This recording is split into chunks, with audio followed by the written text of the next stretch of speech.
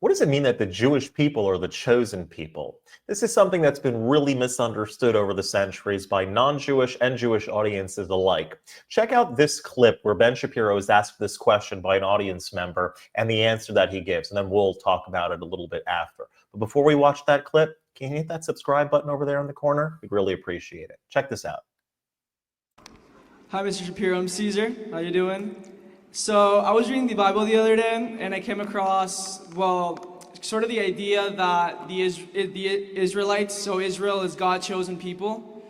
And I just wanted to know what you sort of make of that, because it says it very exclusively. Obviously, if you exclude Christianity, it gives that to like everyone else as God being God's chosen people. But in the Old Testament, it just says that that Israel is God's chosen people. So kind of my question is, what is the world to make of all the other peoples that are not, according to the Old Testament, the descendants of Abraham? So what the Bible means by that is chosen for what is really the big question, right? There's a question that Tevye asks in Fiddler on the Roof. Says, for God, could once in a while you choose somebody else?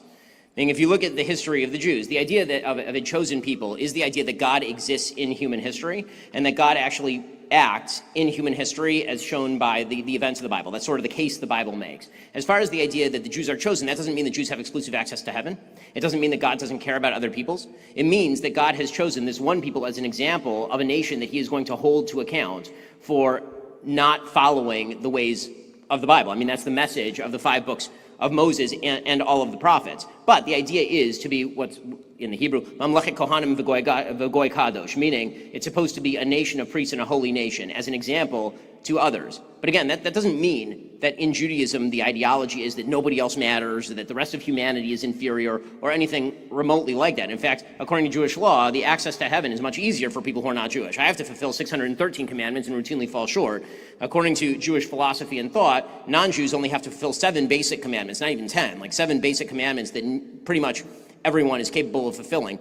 And so, again, the idea of chosenness, it doesn't mean like better. It doesn't mean superior. It doesn't mean that God loves you more. It does mean that God has a special mission for the Jews. That's what Jews believe.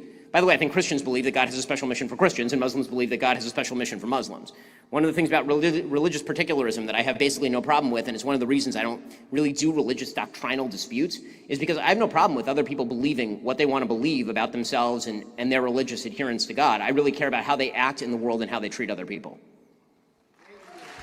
Right. Jewish chosenness is the idea that God chose the Jewish people to implement morality and religion into the world. Remember, in the backdrop of paganism and worship of nature, God was utilizing the Israelites as the conduit to bring religion and morality to a very dark world. And that doesn't mean that the Jewish people or the Israelites were better than anybody else, or that they have a better purpose or a more important purpose. Every nation, in fact, every individual has a unique thing that they were chosen for. For example, you could say this about other nations as well, that, for example, the Greeks. You could say the Greeks were chosen by God to be the contributors of art and philosophy to the world, and the Romans were the ones that brought law and government to the world, and the British Empire brought parliamentary rule to the world, and Americans was what brought democracy to the world. That each nation has its thing that it was the conduit for, that God was sort of using them as the conduit to bring this idea into the world. The Jewish people being the ones that are bringing morality and religion to the world at that particular time. That's the mission that we are charged with to continue with as well. In truth, every single individual has a purpose by God, is chosen by God for something special. And it's the responsibility of the Jewish nation to remind everybody, the Jews were chosen to remind every human being on planet Earth that you're chosen by God for a unique purpose. If you like this content in general, I highly suggest you hit that subscribe button over there in the corner. We'd love to stay in touch with you. Have a wonderful day.